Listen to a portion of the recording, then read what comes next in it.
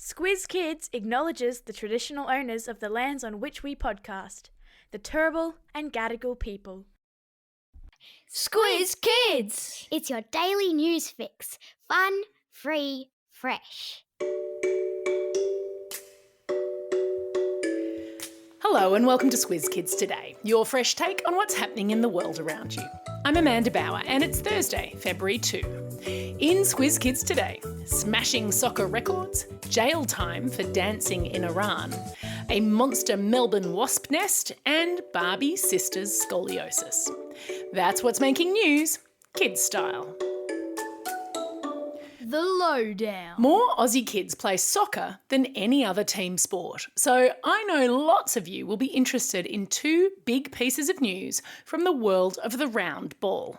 First up, the organisers of this year's Women's World Cup, which will be held in Australia and New Zealand, have decided to move the opening match to a bigger stadium in Sydney. That's because tickets to the first game, which will be held on July 20, sold out lickety-split. Thanks to the move to Stadium Australia, another 40,000 people will now be able to see, in person, Sam Kerr's Matildas take on Ireland.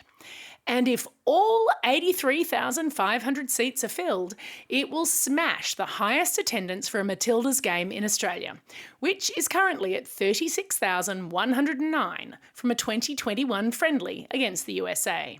The new tickets go on sale on Friday, February 24, so start saving your pocket money. Kids' tickets cost $10 and up, which isn't much when you think about what one English Premier League club has paid to have legendary Aussie defender Harry Souttar on their team. Harry was widely seen as the best Socceroos player in last year's record-breaking World Cup, and Leicester City is believed to have paid more than $25 million for him. That makes him the most expensive Australian soccer player in history. Although, to be clear, Harry doesn't get all the money. His old club, Stoke City, has sold him to Leicester City in what's called a transfer, and the $25 million is called a transfer fee. The player usually gets to keep between 5 and 10% of the cash. Here's a maths problem for you. If Harry Souttar gets 10% of $25 million, how many $10 kids tickets to the Women's World Cup could he buy? I'll pop the answer in your episode notes.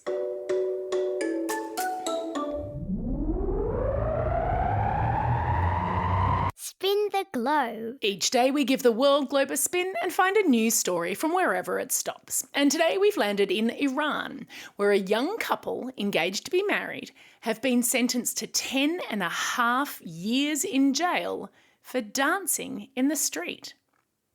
Here in Australia, it's hard to believe that a video of a couple spinning around in happiness with sparkle effects added could lead to jail time. But over the past few months in Iran, there have been huge protests against that government's super strict rules, which include bans on public dancing and women showing their hair. And in the video, which I've linked to in your episode notes, 21-year-old Astiaz Hakiki and her fiancé Amir Mohammed Ahmadi broke both those rules. Their video, which they shared with 2 million followers on Instagram, was made in front of the Freedom Tower in the capital, Tehran. And the video has, not surprisingly, been seen as part of the Iranian people's fight for freedom. The government there is trying to use harsh punishments to intimidate people and stop them protesting.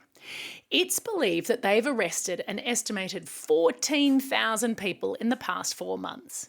But the protests continue.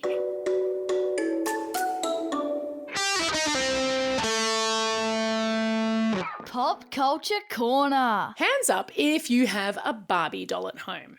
I'll bet that a lot of hands just went up. Maybe you also have Barbie's little sister, Chelsea. Well, a new Chelsea doll has just been released and Chelsea now has scoliosis. If you haven't heard of it before, scoliosis is where a person's back curves sideways rather than front to back.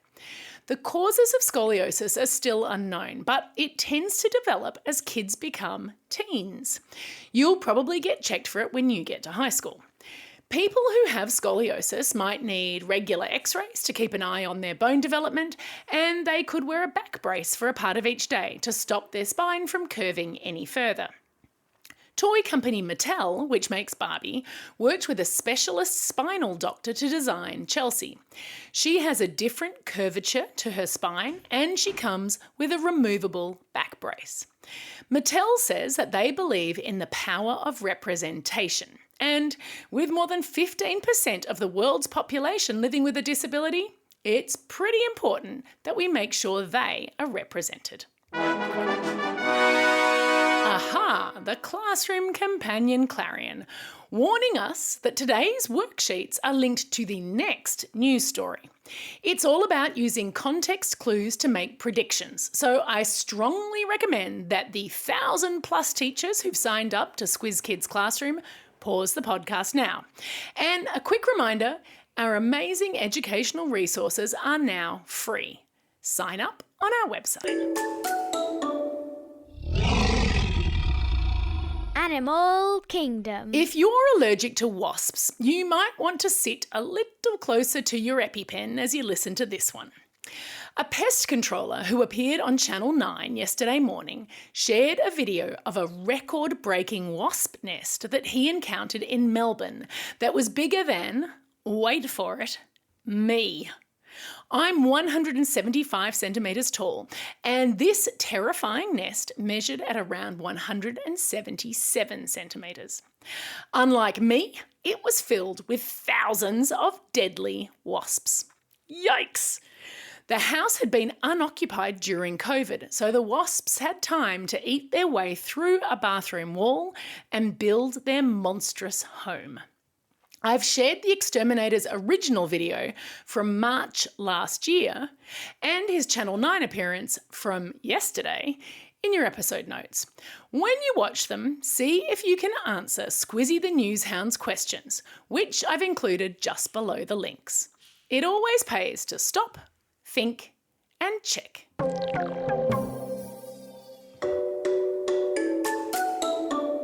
Time for the quiz. This is the part of the podcast where you get to test how well you've been listening. Question number 1. Which country will the Matildas play against in the opening match of this year's Women's World Cup? To be sure, it's Ireland. Question number 2. Barbie's little sister has a spine condition called... That's right, scoliosis. And question number 3. The European wasps found in a Melbourne home are an invasive species. What other invasive species can you think of that are causing trouble in Australia?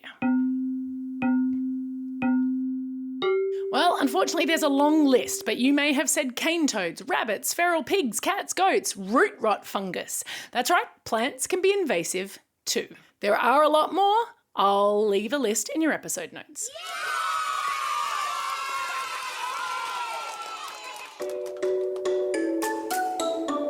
Shout outs. It's February 2, Groundhog Day in the United States, where people breathlessly wait for a groundhog called Phil to come out from his burrow in the town of Punxsutawney, Pennsylvania.